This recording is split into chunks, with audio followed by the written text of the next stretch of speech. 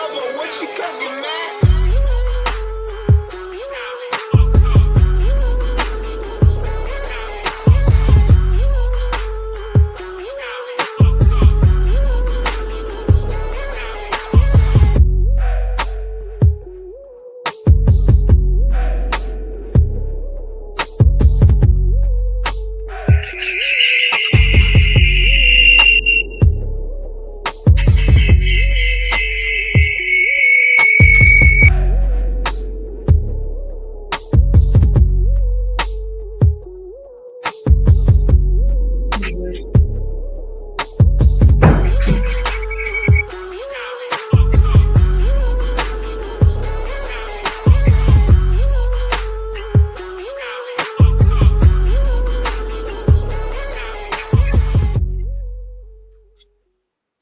What is good, my lords and lassies? How's everybody doing this morning? Happy Tuesday to y'all. Oh, we got some feedback. Holy somewhere. God. Nick. Take your smoke alarm battery, Nick. Yeah, mute something somewhere. You know what? Maybe the computer. There you go. I think we're good now. I think we're good now. I got you the wrong one? Oh, well, let's just switch it up then. That is not Nick. That is an AI representation of Nick. Man's trying to blow up some speakers this morning. That's right.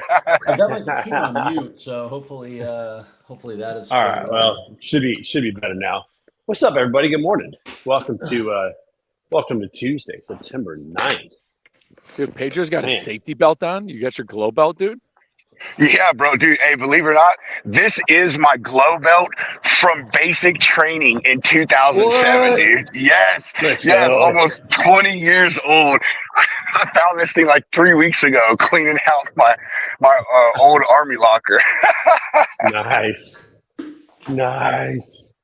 Safety first. That's awesome. Mad respect to the glow belt this morning. That's freaking sick. I wish I had my boot camp glow belt. Dude, I know, man.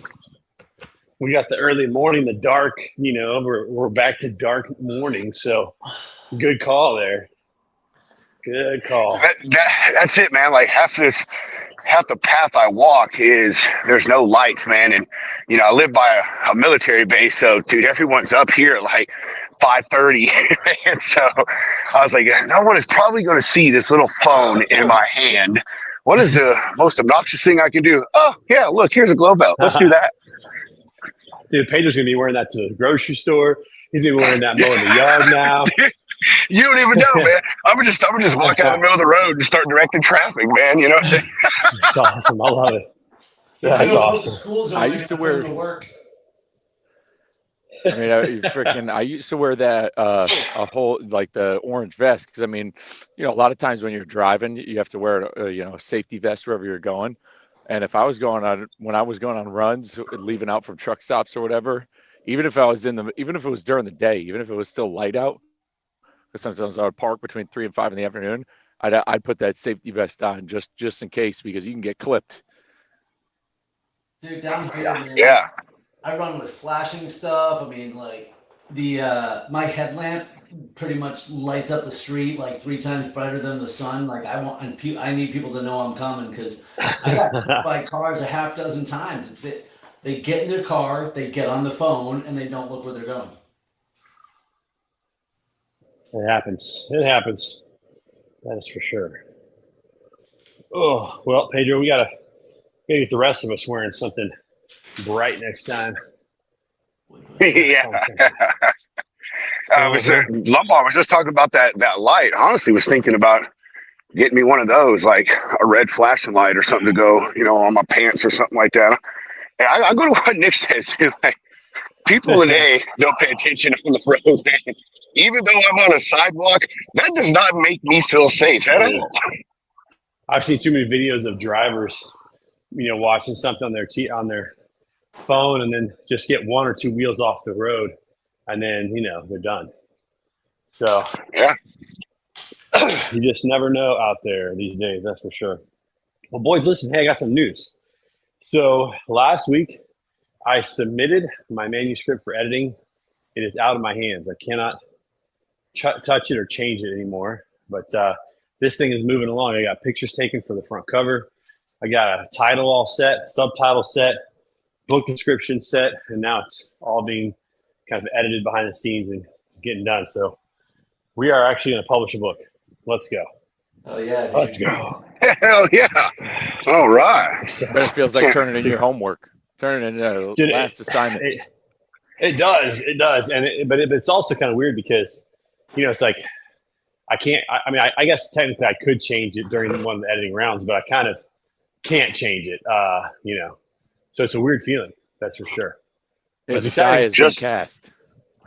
That's right. Dude, I don't So- know, when I submitted mine, like to my editor, like I basically spent like I just hit send receive on my email like for weeks. I was just so excited to get it back. Yep. We'll see what they say. We'll see Good, what they man. say. Congratulations. What else we got going on today? What is the topic of the day? Iron Minds Tuesday. You guys were spitballing before we jumped on live. What's good? What were we talking about the other day, Trey? We said would be a good topic for the show. Now I don't remember. Hang on. I can tell you. Well, I actually established. Oh, good morning, 51 Logistics. We got people in the audience. What's up, everybody? Tell us where you're coming from today. My If you're guy watching Adam the show. checking in. Let's go, dude. Adam, we need to get you on the show, man. You need to hop in and say hi sometime. Oh yeah, we're definitely going to be getting him on. Get that guy in here. That would be awesome. All right, let's see here. So I feel like we talk about a lot of different ideas from time to time. So where is it? I don't know. I don't know, dude. All right, well, Good question. So, here's what we're going to talk about is it's the fall season. Some people have signed up for events, getting ready for different things. And we were talking about how to really prepare for an event, like how to, like what do you need to think about when you're getting ready for an event? It's not, signing up is great. If you're signing for a 5K or 10K, you could probably just go do it and survive. But how do you prepare for an event like a boss? Like, what do you guys do when, you're getting ready for a race, no matter what the length is, no matter what you're actually doing? What do you think about? How do you prepare for an event like a boss so that you can be at your absolute best when you show up for that event? You're talking like a work event. No, I'm talking mainly about like a race of some sort, Well, you know something. Lombard put a comment into our Ironman chat yesterday that I think it does matter about the distance, because if I'm going to a 5K, parking isn't going to be the craziest thing in the world. I just need a couple gels. I know I'm only going to be out there for like a half hour. It's not the end of the world. But for something like an Ironman, the logistics are daunting. And you could speak to that more, Michael. But even with like, say, when I ran the Boston Marathon, it's like, my race started at 11 o'clock in the morning, but I had to be on the bus at 6 a.m. The logistics for big events are, they're very complex. Yeah. I'd say one of the biggest things for me is making sure that I give myself plenty of time to warm up and stretch and just feel a little prepared, get psyched for the event. It doesn't matter if it's a 5K or a half marathon, whatever. Like, make sure that you give yourself ample time. Like you said, whatever the logistics are, get there, not feel rushed, feel like you can stretch, feel like you can warm up, feel like you can get in the right mindset for it. I think those. And use the bathroom. And use the bathroom multiple times, actually. Yep. Yeah, multiple times. Use it once and give yourself time to go back and use it one more time. I'll be honest, when I first started racing, I liked later starting because I wanted to have breakfast, I wanted to digest, and I wanted to use my hotel bathroom. I wanted to avoid the venue porta potties at all possible. But you tend to eventually just sort of embrace that as part of like endurance life. Yeah. That's definitely true. Ooh, I love it. Okay, Forrest, a truck and a flag. I like it. We're going emojis. We got a lot of emojis out there today, everybody. It's an emoji kind of this morning. I don't know about Michael, but my race day warm up is almost the same regardless of the event. Just the head to toe range of motion. Honestly, the longer the event, the probably less I try to less I try to put myself through. But really, I just want to activate my muscles, and I'm looking to avoid injury. I'm not necessarily focused on performance as much as how do I make sure I don't get hurt today. Yeah. What's great about triathlon, and when you are prepping like race day, is the first thing you're doing, which is swimming, is at least for me, but it is physically for others. It is quite like a warm up. Like you're getting your body flowing. There's no impact, there's no gravity, and so like the odds of injury or hurting yourself or straining yourself, unless you're very poor in the water and you can't breathe, are really good. So like the actual doing the swimming is what warms the body up for the bike. But yeah, that game day prepping for it, because like the race in Serbia will start at 7 a.m. and most Ironmans start at sunrise, because obviously you don't want to swim in the dark. But you still got to be up early, because you position your bike the day before, you put your transition bags up the day before, the morning of. Again, these are long races. Again, no matter how I chop it up, like I'm trying to do the Serbia race in under 5 hours. That's still under 5. That's still 5 hours of like total exercise. So you've got to eat, and you want to eat 2 hours prior to the race starting. And that's like a bagel, a banana, something. You don't want a lot of protein, high in carbs. You've got to eat then. And then 30 minutes before you actually take off, I have another boost of carbs and electrolytes from BPN called G1M Sport Plus. You have those, but you're out for the rest of the day. So yeah, it's a little. You gotta have a routine. You gotta have a system. Yeah, showing up like right before the race starts doesn't set you up for success. Dialing in that strategy is just as key. It's just as strong if you want to do what you want to do. Yeah, and you never know about some of the situations like parking, and the traffic flow and getting into your spot and all those kind of things. You just never know. So, I always want to be at a race somewhere. I mean, I guess it depends on logistics, like you said, Nick. But for an average race, from a 5K to a half marathon, I want to get there at least 2 hours ahead of time. That gives you plenty of time in case something goes wrong. Warm up a little bit. Like you said, you can go to the restroom, you can take some nourishment, whatever you need to do. So. All right, can I talk? I can talk. Hold on, Nick. I need to talk about my race day prep. Can I talk? All right, talk about mine. All right. So I get up really early. So I can get there and find primo parking. I then park my car. I walk out. I find Nick and Lombard, and I say, guys, I'm gonna be standing right over there cheering you the hell on. I'll tell you what, if you are watching somebody in a race, you can still get a pretty good workout by going to different points of the route and cheering people on. So you can still get a little workout in. Spartan is not a very spectator-friendly sport. They have a little venue, but if you really want to watch the race, what you do is you go to the finish and you walk it backwards, and that can definitely be a workout. Now with an ultra, like the ultra will start at 6 or 6:15 in the morning, and depending on where you're going, and so you go out the night before, you might set up your drop bucket, you might get out there early, etc. But I don't know, I like to be at a venue with an hour of nothing to do before the event. So that means I'm checked in, I've taken the 500 selfies with everybody you haven't seen since the last race, and that gives you time to warm up, because really I'm trying not to get stress in my head. That's for me. I just don't want to. I get the race day anxiety if I'm doing a 5K fun run. Yeah. So I just everything I can do to kind of keep it simple, get there and be like, all right, cool. Plus, I need to manage my diabetes, and my eating schedule is largely dependent upon what my blood sugars are when I wake up in the morning. Ingrid Brown is in the comments. What's up, Ingrid? Oh my gosh, I haven't seen you in so long. Great to see you. Oh, let's go, Ingrid. Out there. Yeah, we need Ingrid Brown to come on Iron Minds one of these days. I would love to be. I would love to.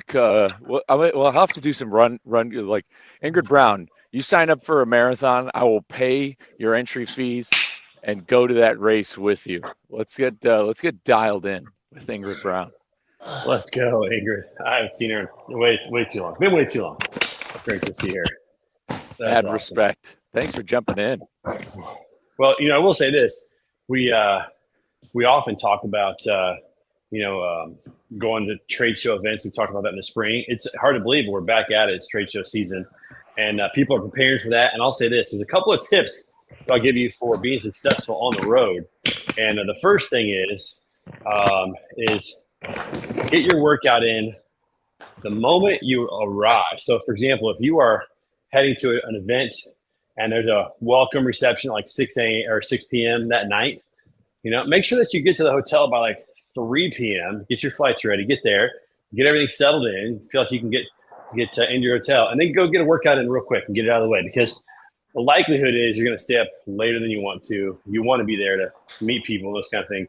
Get your workout in right away. Make sure that that's done very first thing. And then just make sure you plan for at least one more workout while you're there. Most conferences are 2 to 3 days. You work out right when you get there, and then one more while you're there. Really helps you to stay on track, which is great. Inger says, I'm racing to the restroom this morning. And back to my electric blanket. So is she at a race? She's racing back to the electric blanket. Ingrid, I can appreciate that. My wife does the same thing.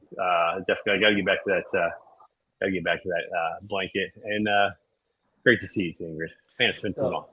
Man, was that John? Was that John on commenting? Golly, he's up early. With 51 Logistics? No, I thought I just saw. John Larari, he's out in Vegas now, so it's an early rising for him. He's on that mountain. That would time, be early if he's out there. time. Right. Yeah, it's mountain time out there. So, is Vegas Mountain or Pacific? No, Vegas is Pacific time. Yeah, he's Pacific in Vegas, yeah. Oh, yeah, Vegas is Pacific. So Trey, I found a thread, and what we were talking about was visualizing success, and I think the part that people leave out when they visualize success is they tend to leave out visualizing the suffering that it takes to achieve the success. Ooh, that's right. Yeah, we were talking about that. And we'll go on that. Run with that. So for me, when I talk about this a lot when I talk about even just being a speaker and going off my own, is I say that I have an unwavering belief in my overwhelming success, but it's because I know I'm able to suffer to get there, and I'm willing to suffer to get there. When I visualize training for, say, a full Ironman next spring, I'm going to see myself crossing the finish line a few thousand times. But if I'm going to be real with myself, I need to make sure I'm putting myself in a mental place where I know I am going to suffer, and I'm going to embrace that suffering, whether it be through the training or the event. It's part of the success. You can't have one without the other. And the more that we visualize the suffering aspect, just knowing that I'm going to have to put in the work, the more resilient you're going to be when actually going through it. It's a good point. And a lot of times I tell this to my daughters. They'll work out and they'll say something like, "Oh man, I'm really sore," or whatever. And I say, "Man, when your body is uncomfortable, when you're sore, it means you did something.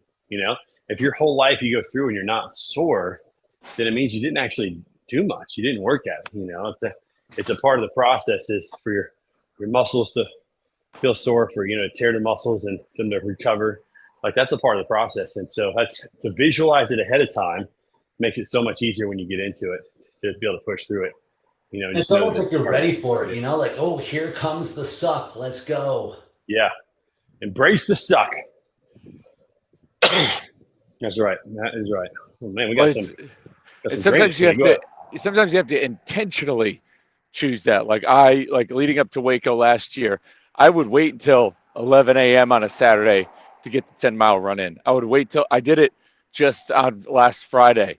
Like I knew it was a little bit nicer in the morning, but I knew I could run 4 miles in a certain amount of time in the middle of the day. I waited until it was 100 degrees. When you do that, and this is a quote straight from freaking General Schwarzkopf, by the way, if anybody remember from Desert Storm, the more you sweat at peace, the less you bleed in war. That's the Storm and Norman Schwarzkopf right there. That really brings that up. But I'll tell you, the other day, worth a rewatch when it comes to mindset. If it's been a while since you've seen it, turn on The Matrix, the first Matrix movie. Yeah, so good, dude. There's so many one-liners in there that have to do with inherent belief. Like, it's this idea of Neo jumping, between buildings and doing these crazy moves and like believing he can't, like in that dojo scene, that first training, like scene between Morpheus and Neo, like what he's telling him on how to believe, like in what he can do. Like you're faster than that. Yeah. Like Yeah. how did like do you think like that separation of reality when he says, do you think that my speed and strength matter in a place like this, knowing that they're in this computer development program and that rules can be broken? Like the rules can be broken, the rules can be bent where we live and where we're at right now, because it's all about what's going on in the mind and how the mind body connects and speaks it out in the universe. There's a whole lot of great little bits of motivation in the Matrix that'll get you thinking like, okay, this is more than just like a cool sci-fi movie. Yeah, your mind definitely reaches or perceives limitations before your body reaches them. That's for sure. Hey, guess who's in the comments, everybody? Jessica Howington, good morning. Great to see you, Jessica. She says, perfect timing, embrace the suck. Love this. You got to. I'll be spending some time with Jessica this weekend. Can't wait. Nice. I'll tell you something, though, and this is something I was thinking about the other day, that when it comes to the suck and the suffering, right? Yeah, it's like, all right, I'm going to suffer. And I don't suffer when I train, except for the few hard workouts. Training's just doing things. But it seemed like suffering when I wasn't doing anything at all. But the suffering of a race, or the suffering of just training for an hour even, when I think back to when I was 230 pounds, drunk, on the couch, the same knee problems, the same back problems, the same neck problems, and I wasn't living my life. I was suffering 24 hours a day in my skin back then.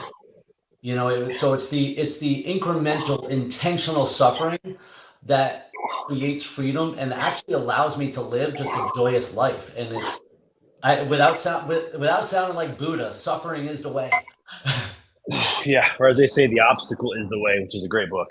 You know, like the only way through it, only way to get to where you want to go is through the challenge, through the pain, through the obstacle. I also like a quote from Mike Tyson. I can't remember when he said this. I can't remember if it was on Arsenio Hall or somewhere else, but he said, you know, discipline is doing what you hate, but doing it like you love it. Doing what you hate, but doing it like you love it.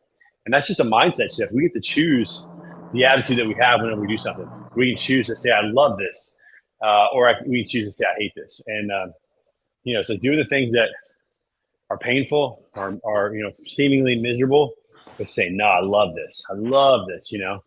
That's why I love your sweat checks, Nick. You're out there, you're running, you're saying, hey, sweat check. Who else is sweating? Who else is out here getting after it? I love that. I'll tell you what, that was critical in the beginning for me too. Just community and accountability. You know, when you get in the habit of doing something like that with a group of people, and all of a sudden you don't show up for a day or two, somebody's like, "Hey, where you at?" Yeah. And you know, and also just even if you don't think anybody's watching, it just feels good to say like, "Hey, I checked in today. I did mine. I showed up." Yep, that's right. Yep. That's why I love this time in the morning every Tuesday. I just know that you guys are going to be here, and you know that if I'm not here, it's going to be noticed. You know, my phone's going to blow up those few mornings that I've missed in the last 3 months. My phone blows up. I'm like, hey, what happened? And we need to make sure you're alive. That's right. That's right. Well, and one of them was worse than the others. That's for sure. But the aspect of community and accountability is really important. Now, I'd like to ask Lombard, what are you doing to bring it in this last week? You know, how do you taper down? Yeah, I mean, I'll cut my volume. Like last week was an incredible peak. Again, you know, I didn't get as much time on the bike as I wanted, which is why I'm glad I got a Century ride a couple weeks ago. And I've definitely kept up. You know, having the Peloton has been useful to just lock in on 2 hours of zone 2 when I can. But things are pretty run of the mill. Like, you know, last Wednesday morning after I coached, like it given a peak week, like I went for a 9-mile run, but now tomorrow after I coach, like I'm just going to probably run 6. And then same thing with Thursday. Thursday will be my last like long run. I'm doing a 9/11 flag run on Thursday morning with a group of people. And then I've got work this weekend. Like I'm going to Old Town Rig Down in Nacogdoches, so I'm going going up there Friday, Saturday. So like I might be able to get something in Saturday morning. Sunday will be like my last bike ride, and I'll pack. So it's just my volume will be cut by a decent amount, which is good because I've really been learning how to turn that key from weight loss, weight management to performance. And I know that if my volume is cut and I sleep, and as long as I keep the body moving and the heart rate up and in different aspects, I know I'll show up, On point. Yeah, basically I'm just hacking off some volume. And staying active, staying on my feet. I'll at least be on my feet the whole time Friday, Saturday. But yeah, I basically just hack off a little bit of volume. Like I ran 53 miles last week. I don't need to do that. So instead, it'll be closer to probably like 40-ish miles this week. And then I'm going to bike and run on Sunday. Monday, I'll get in, 5, 6 with my group. Tuesday, I'll do this again, go to Orange Theory. Wednesday morning, I'll get in one last little bit. And Wednesday morning, I'll get in one last little run, or maybe even get in the pool on Wednesday. And then we fly out Wednesday afternoonish, get there on Thursday. Thursday, I don't need to do anything, but then Friday, shakeout run. Saturday, there's a practice swim in the afternoon, and then Sunday's game day. So it's like, nice. Yeah, you don't want to, you can't fully let off the gas, like leading up to one of those races, but you do want to, you can't go hard all the way to it, because you will find yourself straining in the last stretches of the race, like where you want to be primed for the entire bout. You want to be primed. Like do a little walk through, before day before game day. You still got to get out there and get your mind right and be in the zone, but you don't want your body to be abused. Hey, this is a great principle too. Check this out. Jessica says, my mom asked me this AM, aren't you supposed to be on Iron Minds? So that's another great principle. You talk to other people about what you're doing, and they'll hold you accountable too. That's hilarious. Jessica, your mom's dope when you get her on the show. I know, we can get her on here. Accountability is key in retention. Like it's accountability is actually part of like your duties and responsibilities. Like as like when I was head coach at the 2 studios last year, like you need to. What's great about working for a company like Orange Theory is when it comes to the data and technology. Like we use a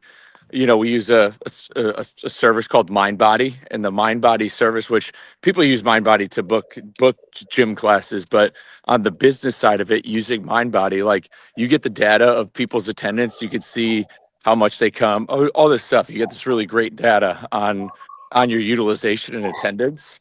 And if somebody has, and so you can run these reports, these 2-week underutilization reports. You can see, hey, who hasn't been out there in 2 weeks.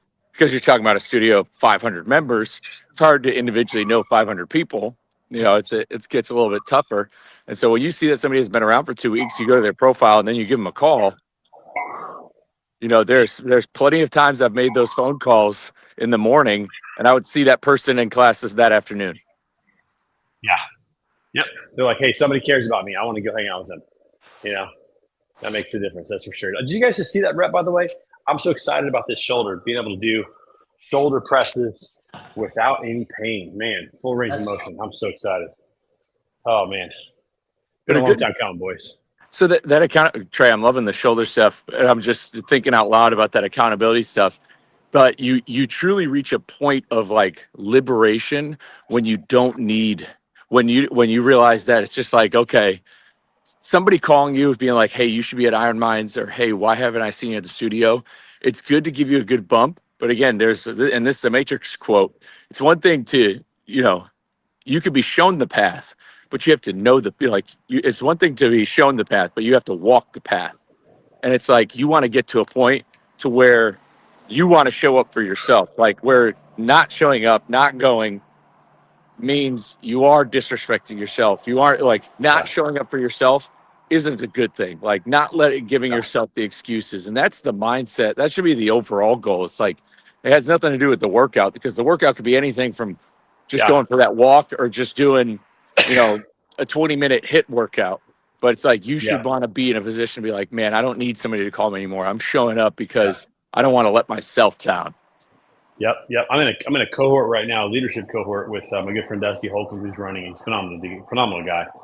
Great leadership cohort for anybody who's wanting to gain a little extra skill and accountability with leadership. But one thing that he talked about is you cannot lead others until you learn how to effectively lead yourself. And that's really hit home to me. It's like, how am I leading myself? How am I holding myself accountable? How am I, making sure that I show up for myself? Now I'm doing the things that are going to matter in terms of what I eat, in terms of exercise, in terms of sleep. It's like at nighttime when I'm up watching, a game or scrolling through social media or doing whatever I am. How am I turning things off and saying, hey, no, you need to go to bed because tomorrow you have to do this? And like just leading yourself well, that's a big part of it, Oh, the Freight Sensei joining us this morning. Morning, my friend. Always good to see Scotty Watt. Good dude out of Boise, Idaho. Something that was really helpful to me back in the day was when I was first training for the Boston Marathon in 2018. I woke up at 4:07 a.m. every day so I could train before work. And this is when I worked in an office too, so every second was like tight. But what it did for me was that at 10 o'clock, I lights out. Like, it didn't matter if I thought I could fall asleep or if I was stressed out and wanted to watch TV or what. At 10 o'clock, I shut my eyes, I rolled over, and I tried to go to sleep.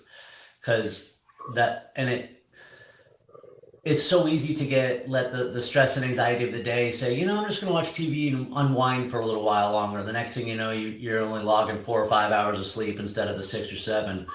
Or just the other bad habits that get in the way. And so that commitment of waking up at 4:07 every day, it helped me to create the discipline, or as Lombard talks about, the standard of I go to bed at this time, which I really need to start doing that again. The standard is the standard, as Mike Tomlin says. The standard is the standard. Love that. All right, boys. Hey, listen, it's been great seeing you this morning. And for everybody out there, great to see you in the comments. Ingrid Brown back in the game. Let's go, Ingrid Brown. Great to see you this morning as well. Remember, find your tribe, find your group. As we say here, is iron sharpens iron, so one person sharpens another. Whatever you're doing today, get after it and do yourself a favor. Respect yourself and, get in the gym. Get in there and do it. Iron Minds. Peace out, everybody. We'll see you soon.